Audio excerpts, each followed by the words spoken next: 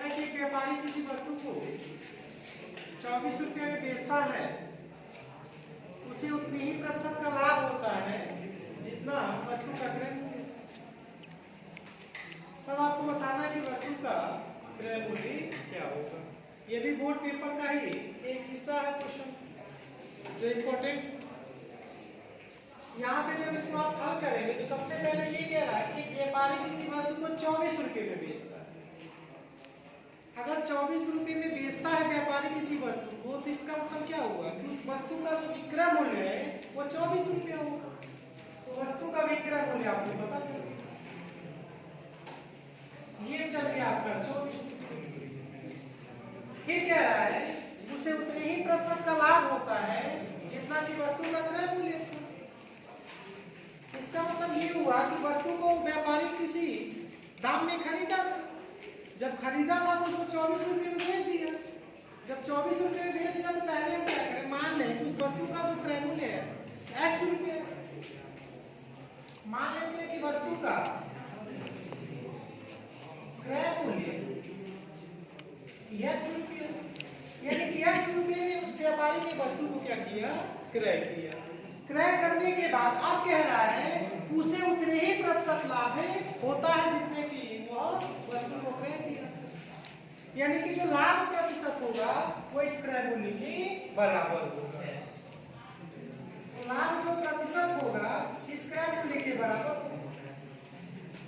जितना उस वस्तु का क्रय मूल्य होगा उतना ही उसको लाभ प्रतिशत होगा। अब आपने 8वीं क्लास में एक फार्मूला पढ़ा था, क्या, चूंकि विक्रय मूल्य बराबर होता है आपका 100 प्लस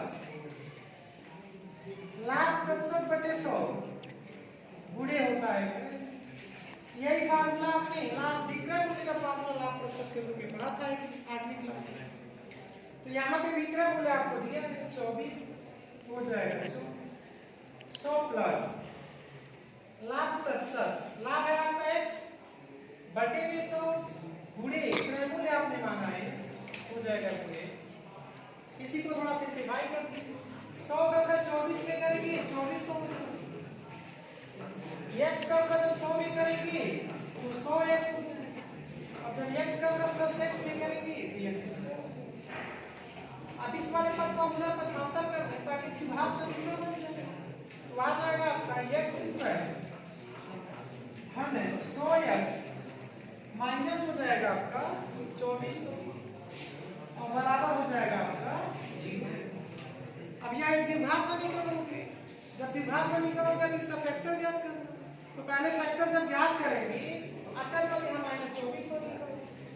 -2400 पर ना प्लस 1 में करेंगे x स्क्वायर के गुणा के साथ तो -2400 और -2400 को ऐसे दो भाग में ब्रेक करेंगे कि बीच वाला भाग एक प्लस 100 आ जाए।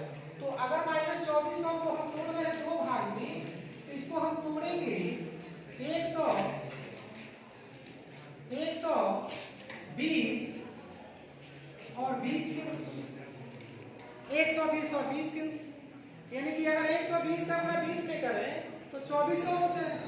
अब चूंकि प्रश्न है यहाँ पे माइनस होना चाहिए, इस माइनस को बताने के लिए 120 और 20 में किसको हम प्लस और किसको माइनस करें ताकि -2400 हो जाए।